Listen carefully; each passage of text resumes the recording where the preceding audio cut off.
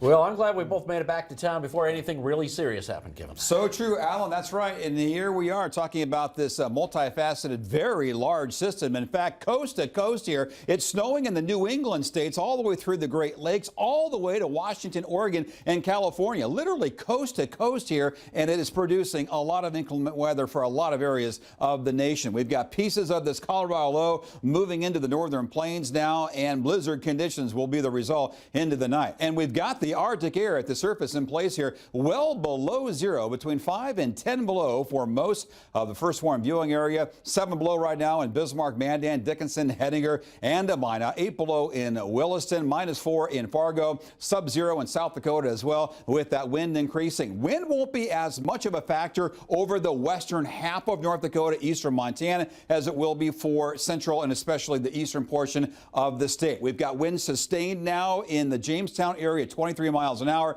33 in Aberdeen, but the winds are a little bit stronger here in northeast South Dakota, where we got winds gusting to 41 in Aberdeen. Some of those higher winds will be transitioning into the southeast quarter of North Dakota into the night. Again, I don't think we're going to have blizzard conditions in Bismarck, Mandan, but especially south and east as we get clipped with this Colorado low. Wind chills for everybody, dangerously low in the 20s, 30s, even 40s, below zero here later into the night. Again, it's a large system, a lot of warm air near 100 southern Texas. Meanwhile, for our area, we're well below zero, very tight temperature gradient, producing a tight pressure gradient in the form of that Colorado low as it spins up moisture here into the northern plains. Now, of course, we've got the Arctic air, but we have a lot of moisture in the form of snow in South Dakota in the mid layers. It's falling through a very dry layer of air, and that's why it's having a hard time overcoming that dry air near the Canadian border. But we are beginning to see returns here along and south of Interstate 94,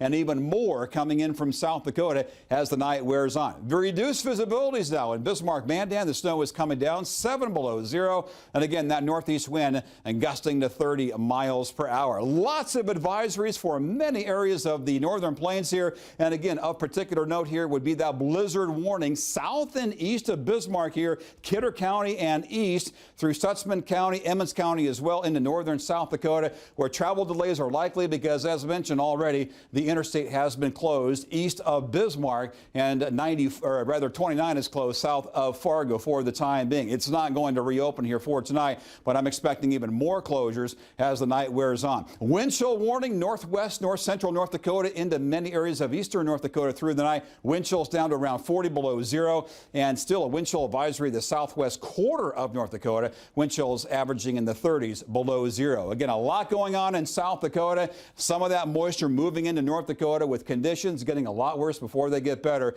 Again, especially south and east of Bismarck. But it doesn't mean there won't be problems along, let's say, US 83 toward Minot, but not until later this evening. Right now, North Dakota Highway 21 in Flasher, we do have some blowing snow, but now we got some pillow drifts here, as indicated from the DOT camera on North Dakota 1806 in the Fort Yates area. That wind continues to increase. So expect more of that snow coming out of South Dakota, again, riding on top of that very low temperature profile here in the atmosphere. Very dry air, but we're beginning to see some of that moisture realized here. Again, not much moisture content within the confines of the snow, given how dry the air is, but that 1, 2, 3, 4 inches could easily be picked up and blown around, and that's why conditions are going to get a lot worse before they get better. Expect an average of 2 to 3 inches of snow, less toward the South Dakota, Canadian border, more like 3 to 5 inches near the South Dakota border, again, especially south and east of Bismarck. Much better longer term. Yeah, we got a couple of tough days to get through. That's right. Then it's an uphill battle. Is it a battle? Not really. All right.